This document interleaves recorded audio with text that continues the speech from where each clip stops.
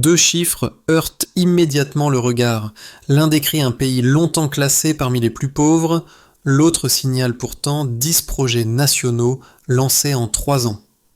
Ce contraste abrupt fissure les récits figés et renverse l'hypothèse d'immobilité, car il dévoile un mouvement qui, loin d'être marginal, défie la logique attendue. Pourquoi ce décalage interpelle-t-il autant les observateurs et que dit-il réellement de la dynamique initiée sous Ibrahim Traoré ? À l'horizon, une bascule brève, presque furtive, semble annoncer un territoire en transition. Si l'on gratte la surface de ces 10 projets, une promesse apparaît. Démontrer qu'un pays longtemps perçu comme fragile peut convertir chaque chantier en preuve mesurable plutôt qu'en annonce vouée à l'essoufflement. Le bénéfice attendu tient dans une formule concise de 10 mots: rendre durable ce qui semblait provisoire et instable auparavant. Mais derrière cette ambition se cache un risque latent. Reconstruire sans filet, rompre avec des dépendances historiques et miser sur des ressources internes que beaucoup jugeaient trop limitées pour soutenir une transformation cohérente. Chaque décision devient alors un pari méthodique où l'erreur d'emboîtement pourrait fragiliser la chaîne entière. C'est précisément cette tension, avancée malgré l'incertitude, qui redéfinit l'enjeu collectif et oblige à observer de près la cohérence réelle des résultats naissants. Et voici le micro-hook. Si une réussite en entraîne systématiquement une autre, combien de temps cette mécanique cumulative peut-elle tenir avant d'atteindre ses limites structurelles ? L'équilibre entre ambition et contrainte fonde ainsi le cœur du récit à venir. Une première révélation s'impose. Derrière l'impression de mouvement soudain, un fil directeur beaucoup plus méthodique apparaît, révélant que les 10 projets annoncés en 3 ans ne relèvent pas d'un éclat isolé, mais d'une progression continue. La deuxième révélation, tout aussi décisive, tient dans un chiffre unique, plus de 150 villages électrifiés qui transforment une intuition de changement en indicateur tangible, suffisamment dense pour obliger à relire l'ensemble de la trajectoire. Pour comprendre cette dynamique, il faut revenir à un point de départ longtemps sous-estimé. Un Burkina Faso cerné par une dépendance énergétique, hydraulique, agricole et financière qui affaiblissait la moindre tentative de planification. L'électricité provenait largement de l'extérieur, rendant chaque panne plus probable qu'une continuité stable. Les infrastructures hydrauliques, fragmentées et vieillissantes, condamnaient des milliers d'hectares à la vulnérabilité saisonnière. Les récoltes perdaient leur valeur faute d'industries locales capables de les transformer, laissant les producteurs prisonniers d'un cycle répétitif de pertes et de découragement. Quant aux services essentiels, écoles, dispensaires, ateliers ruraux, ils restaient tributaires de financements irréguliers dont la volatilité dictait, plus que le besoin réel, le rythme de leur fonctionnement. C'est dans ce paysage, fait de ruptures silencieuses et de maillons fragiles, que s'inscrit la logique portée par Ibrahim Traoré. Rompre la dépendance non par proclamation, mais par un ordre de priorité visant à reconnecter les secteurs au lieu de les juxtaposer. Produire localement, organiser les filières entre elles, transformer chaque gain en point d'appui pour le suivant. Telle est la matrice qui a commencé à inverser le sens habituel des faiblesses structurelles. L'usine Red Gold Factory nourrit ainsi le corridor routier Bobo-Abidjan, la route fluidifie la distribution énergétique, l'énergie stabilise les hôpitaux, l'eau du barrage Ziga 2 sécurise les cultures, la Burkenbank canalise les flux financiers. Chaque élément, autrefois isolé, devient la pièce d'un système où l'interdépendance crée la solidité. Ce glissement de l'accumulation dispersée vers une cohérence reproductible constitue la véritable rupture qui façonne désormais la dynamique du pays. Pour saisir la portée réelle de cette mécanique naissante, il faut quitter les tableaux stratégiques et suivre ceux qui, au quotidien, incarnent les premiers effets d'un système qui commence enfin à s'imbriquer. Le récit se précise lorsqu'on observe les trajectoires individuelles, ces lignes modestes qui, mises bout à bout, disent plus que n'importe quel discours programmatique. La première scène vient d'une ouvrière de la Red Gold Factory. Pendant des années, ses récoltes finissaient au bord des routes, condamnées à se détériorer faute d'industrie capable de les absorber.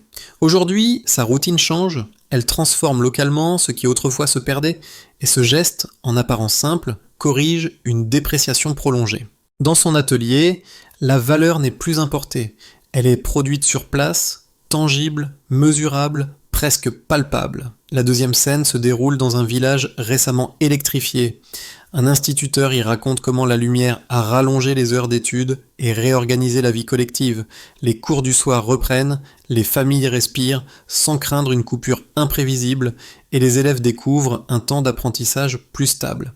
Pour cet enseignant, l'électricité n'est pas un équipement technique. C'est une marge nouvelle, un espace mental élargi où l'on peut enfin planifier. Une troisième trajectoire éclaire un autre versant, celui d'un jeune ingénieur revenu du Ghana. Convaincu par la cohérence entre énergie, eau et route, il voit désormais un terrain où ses compétences trouvent une utilité précise. Ce retour n'a rien d'un renoncement, il devient une perspective d'évolution ancrée dans un environnement plus lisible. Ces trois voies montrent une même inflexion. Le changement existe lorsqu'il modifie les gestes ordinaires. Avant, les récoltes pourrissaient au bord des routes. Après, une image brutale a tout déclenché. Des tonnes de tomates abandonnées alors que les mêmes produits réimportés d'Europe se vendaient à un prix démultiplié. Ce basculement visuel a servi de déclencheur, un électrochoc qui condensait en une seule scène la dépendance, la vulnérabilité et l'ampleur du potentiel local encore inutilisé. Dans ce choc initial se loge la première impulsion d'une trajectoire structurée. La réponse ne passe pas par un slogan, mais par une décision nette. Créer une chaîne de transformation locale capable de retenir la valeur avant qu'elle ne s'évapore. C'est ainsi qu'émerge la Red Gold Factory, 8 millions de dollars mobilisés dans un contexte où chaque marge semblait absente. L'initiative peut paraître risquée, mais elle repose sur une lecture simple. Produire plutôt que dépendre. Le pari est industriel, direct, sans détour. Transformer sur place devient un acte de souveraineté opérationnelle avant même d'être un argument politique. Sous l'impulsion de la logique portée par Ibrahim Traoré, ce point d'origine fixe un cap.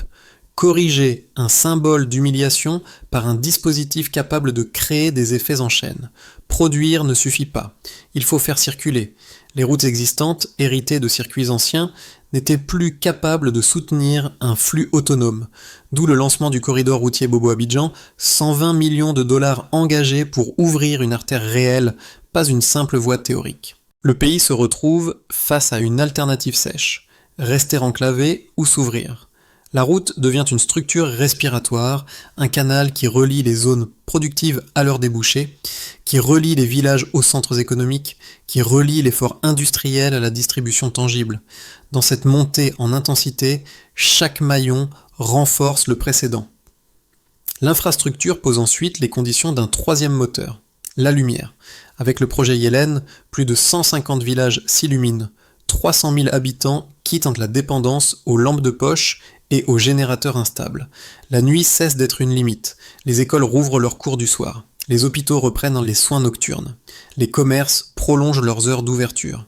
Le quotidien se réorganise autour d'une énergie stable qui garantit une continuité enfin prévisible. Puis un quatrième moteur arrive, l'eau. Le barrage Ziga 2 stocke plus de 40 millions de mètres cubes et alimente environ 600 000 personnes. Ce n'est plus un équipement isolé, c'est un amortisseur structurel. Les cultures respirent, la capitale se stabilise. Les prix alimentaires cessent de dépendre des aléas saisonniers. L'eau devient un stabilisateur macroéconomique aussi bien qu'un filet de sécurité sociale. Lorsque la Birkenbank ouvre 67 agences, attribue 15 000 microcrédits et rapatrie plus de 60% des dépôts, la boucle se referme et se relance simultanément. Les flux ne s'échappent plus. Ils circulent à l'intérieur. Chaque prêt nourrit une production. Chaque production justifie une route.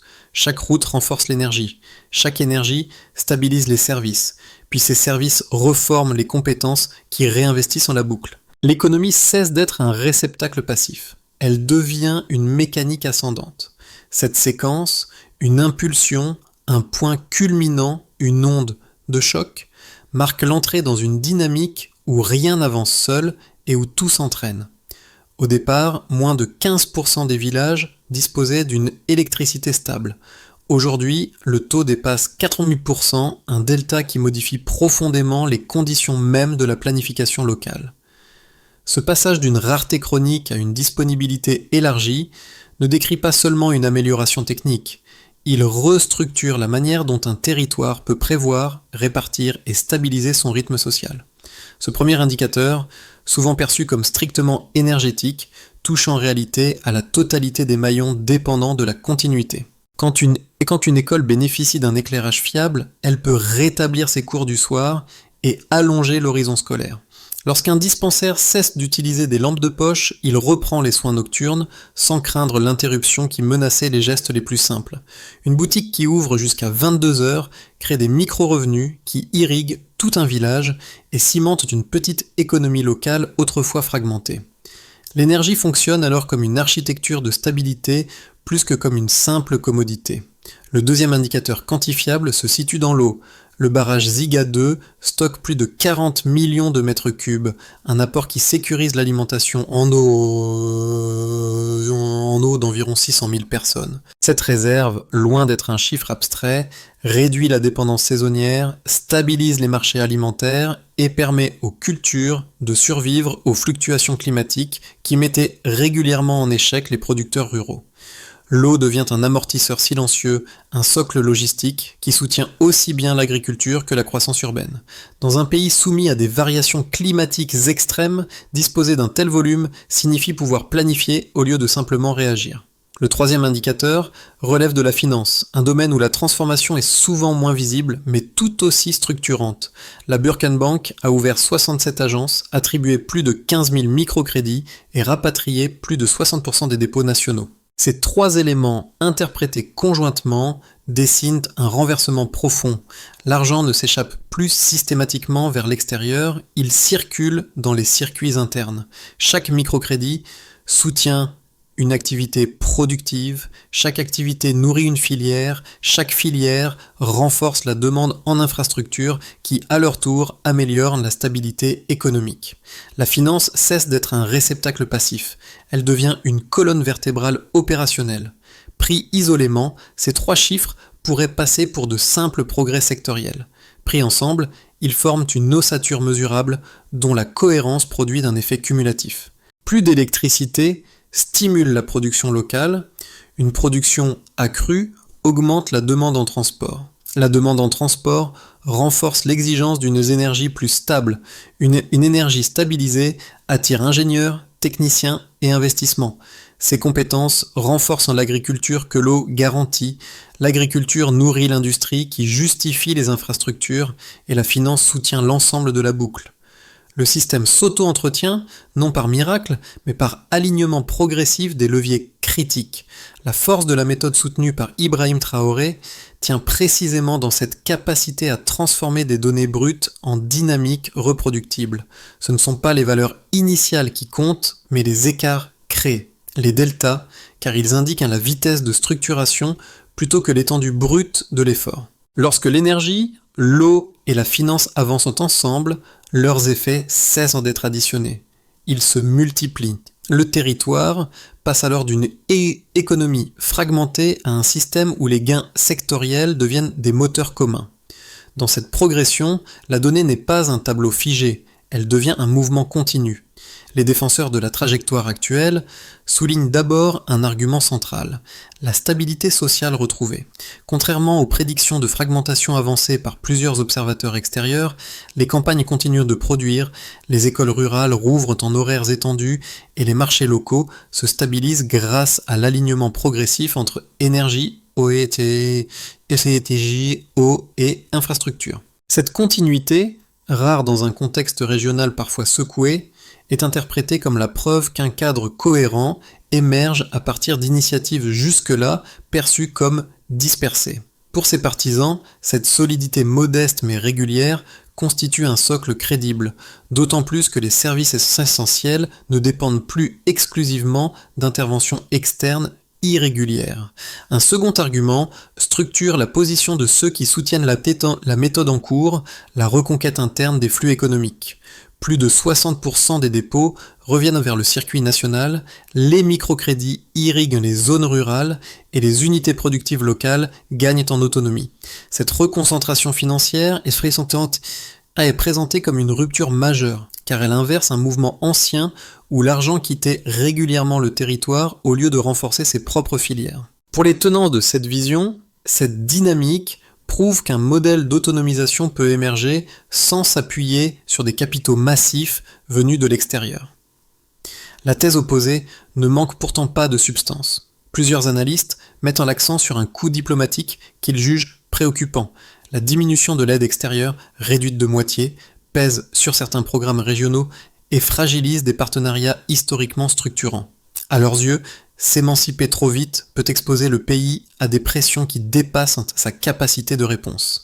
Les fluctuations climatiques, l'instabilité frontalière et les variations de prix mondiaux, rappellent-ils, ne disparaissent pas avec l'affirmation d'une souveraineté interne. Pourtant, lorsqu'on confronte ces craintes aux données tangibles, une limite apparaît dans leur raisonnement. Si l'aide diminue, les recettes agricoles doublent. Si certains partenaires hésitent, les infrastructures énergétiques, hydrauliques et routières stabilisent le quotidien. Si les risques extérieurs persistent, les capacités internes accumulées jouent un rôle d'amortisseur et non de façade fragile. La tension entre dépendance maîtrisée et souveraineté disciplinée ne se résout pas dans l'absolu. Elle se lie dans les effets observables, là où les résultats concrets tempèrent les inquiétudes. La ligne bascule soudain.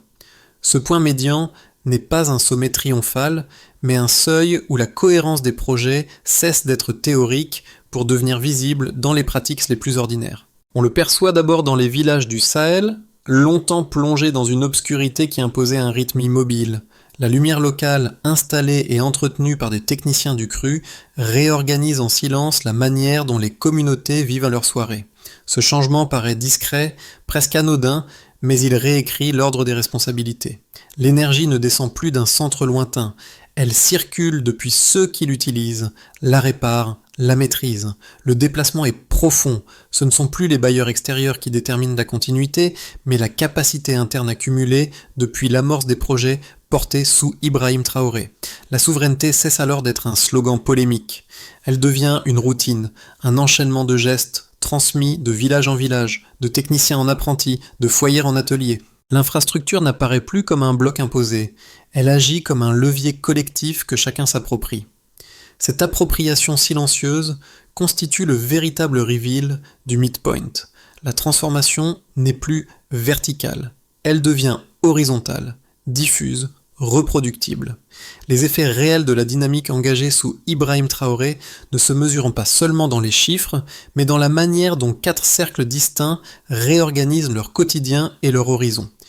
Chaque groupe réagit différemment, mais tous convergent vers une même logique, la possibilité, enfin tangible, de sortir du mode survie. Dans les ménages, l'électrification de plus de 100 villages modifie profondément la cadence domestique. Les soirées ne s'arrêtent plus avec la tombée de la nuit. Les enfants étudient à heure fixe, les commerces de quartier peuvent prolonger leurs activités et les foyers échappent aux coupures imprévisibles qui perturbaient chaque tâche élémentaire. L'accès régulier à l'eau, soutenu par le barrage Ziga 2, réduit les maladies hydriques et allège la charge quotidienne des familles, en particulier celle des femmes. Ce nouvel espace de stabilité ne crée pas seulement du confort. Il libère du temps, clarifie le rythme mental et ouvre la marge d'initiative qui manquait depuis longtemps. Pour les entreprises locales, l'environnement économique devient plus lisible. La Red Gold Factory transforme désormais des volumes agricoles qui, auparavant, se perdaient en route. Cette demande stable donne une valeur concrète aux récoltes et encourage les producteurs à planifier plutôt qu'à improviser.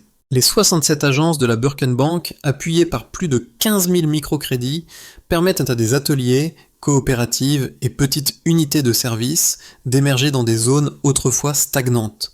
La baisse des coûts de transport liés au corridor Bobo-Abidjan consolide encore cette dynamique car elle facilite la circulation des marchandises et renforce la prévisibilité des marges. Les communes, longtemps dépendantes de financements externes irréguliers, retrouvent une capacité opérationnelle.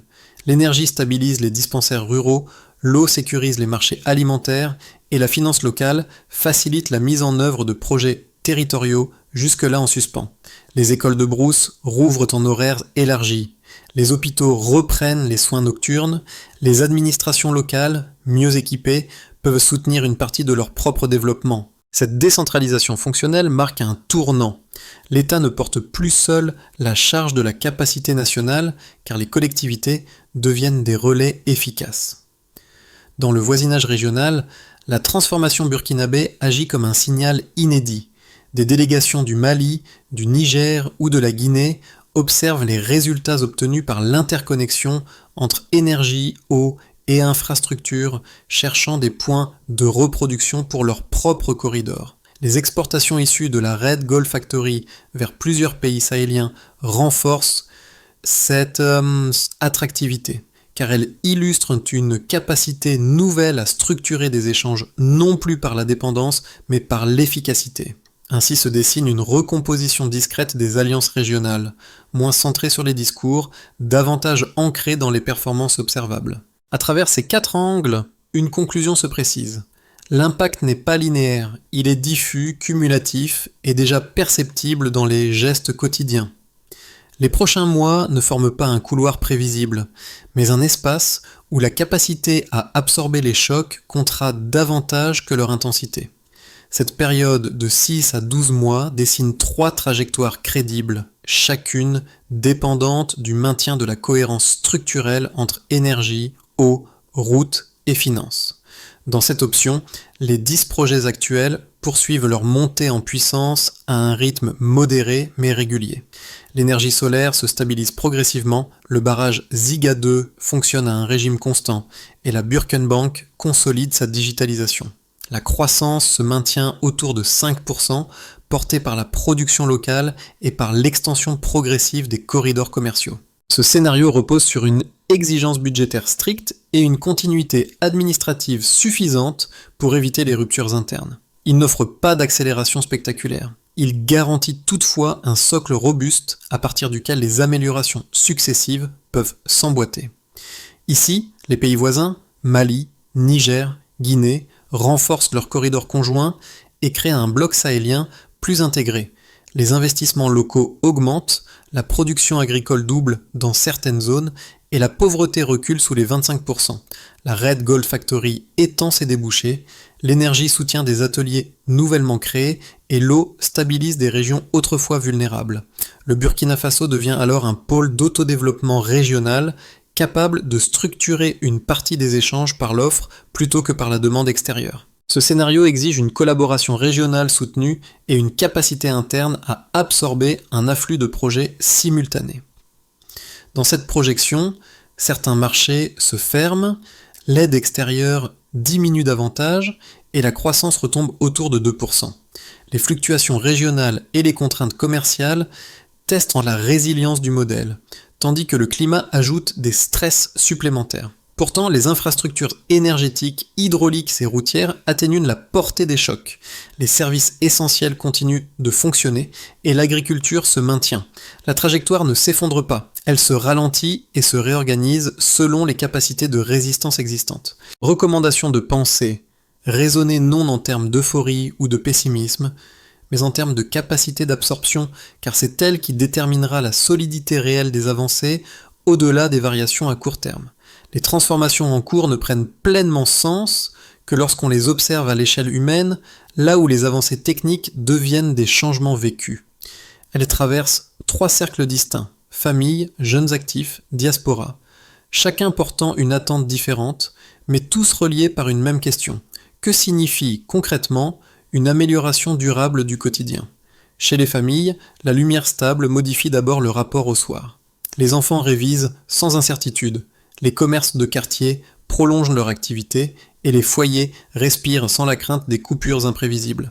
L'eau plus régulière allège les tâches domestiques et renforce l'hygiène quotidienne, réduisant aussi les coûts mentaux liés à la survie.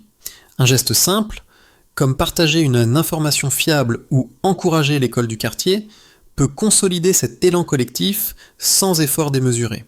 Pour les jeunes actifs, l'horizon professionnel s'élargit. Les projets énergétiques et hydrauliques créent de nouveaux métiers, les microcrédits soutiennent l'émergence de petites unités productives et les ateliers locaux redonnent une valeur concrète aux compétences formées sur place. Rester n'apparaît plus comme une absence d'option. Cela devient une possibilité d'avancement dans un environnement plus prévisible. Une action discrète, documenter un projet, participer à une formation technique ou soutenir une coopérative peut renforcer cette dynamique naissante. À l'étranger, la diaspora observe ces transformations avec une attention renouvelée. Les résultats visibles reconfigurent la perception du pays. Un terrain plus stable, mieux articulé, capable d'absorber un investissement ou un retour. Beaucoup n'ont pas encore franchi le pas, mais les signaux accumulés nourrissent un regain d'intérêt. Même une contribution modeste, mentorat à distance, appui administratif, transfert de compétences, peut devenir un relais important dans ce moment charnière. À travers ces trois cercles, une constante apparaît. La souveraineté devient un climat social avant d'être une position institutionnelle. La méthode portée par Ibrahim Traoré ne fonctionne que si elle devient duplicable. Elle s'articule autour de 5 étapes courtes, lisibles et capables d'être reprises par les communes, les régions et les acteurs locaux sans dépendre d'un pilotage centralisé permanent. Une commune identifie énergie, eau, santé, éducation et finances dans un ordre fixe. Cette priorisation s'effectue en début de trimestre et permet d'éviter l'éparpillement. La mesure se fait par un tableau de continuité hebdomadaire. Des techniciens, ingénieurs et opérateurs sont recrutés localement, puis entraînés directement sur les infrastructures en cours. La formation est continue, calée sur les phases du projet. L'indicateur clé repose sur le taux d'autonomie technique atteinte au bout de 30 jours. Une route doit servir une production. Une énergie doit alimenter un service public. Une eau stable doit sécuriser les cultures. Chaque chantier est validé uniquement s'il renforce un autre maillon. La cohérence est vérifiée par une grille d'interdépendance mensuelle. Les bilans trimestriels exigés au niveau local suivent une procédure courte, montrer, compter, corriger. Les écarts déclenchent une adaptation dans la semaine suivante. L'évaluation se fonde sur 3 indicateurs: continuité, délai, gain reproductible. Une commune qui réussit devient modèle pour une autre. Un atelier opérationnel sert de prototype régional. L'extension repose sur la duplication, non sur la proclamation. Le suivi s'effectue grâce au nombre de projets répliqués sans assistance externe. À travers ces 5 étapes, la souveraineté se transforme en procédure, pas en slogan. Chaque soir, Mariam quitte l'atelier de la Red Gold Factory en longeant une rue désormais éclairée par les installations locales. Ce chemin, autrefois plongé dans l'ombre, résonne aujourd'hui comme un rappel discret de ce que peut produire une mécanique patiemment reconstruite. La boîte rouge qu'elle porte n'est pas seulement un produit fini, elle concentre un geste qui réparait autrefois une perte silencieuse et symbolise, par sa simple présence, la valeur retrouvée de ce qui se fabriquait ailleurs. Sous l'élan méthodique soutenu par Ibrahim Traoré, ces instants modestes prennent une dimension nouvelle. Ils forment un tissu de continuité, un assemblage de petites transitions qui, mises bout à bout, changent non seulement les infrastructures, mais aussi la manière dont un pays se regarde. Le soir ne marque plus la fin des possibilités. Il devient une extension du jour, une preuve que la transformation ne se joue pas uniquement dans les grands chantiers, mais dans les habitudes qui se réorganisent sans cérémonial. Dans la lumière stable qui accompagne ses pas, Mariam incarne ce basculement intime, avancé non par rupture spectaculaire, mais par accumulation de gestes maîtrisés. Cette constance tranquille révèle une certitude simple. La souveraineté commence souvent dans un atelier. La souveraineté, lorsqu'elle s'installe dans la vie quotidienne, ressemble moins à un mot d'ordre qu'à une série de gestes partagés. Elle se glisse dans une rue qui reste vivante après le crépuscule, dans un atelier qui ferme plus tard, dans une école qui retrouve ses cours du soir sans craindre l'interruption. Elle tient aussi dans la capacité collective à transmettre ce qui fonctionne. Une information exacte, un appui discret à un projet local, une attention portée aux transformations qui se consolident loin des discours officiels. Ces gestes paraissent minuscules, pourtant ils tracent un chemin commun que chacun peut prolonger à son échelle. Ils rappellent que les grandes bascules naissent souvent d'une addition de pratiques modestes, répétées jusqu'à devenir une culture, presque une évidence sociale. C'est dans cette continuité que se loge la possibilité d'un changement durable. non par l'ampleur des annonces, mais par la constance des actions quotidiennes qui renforcent lentement mais sûrement la trajectoire collective. Si vous deviez choisir un geste simple, personnel, discret, mais réellement utile pour prolonger cette dynamique silencieuse, lequel serait-il ?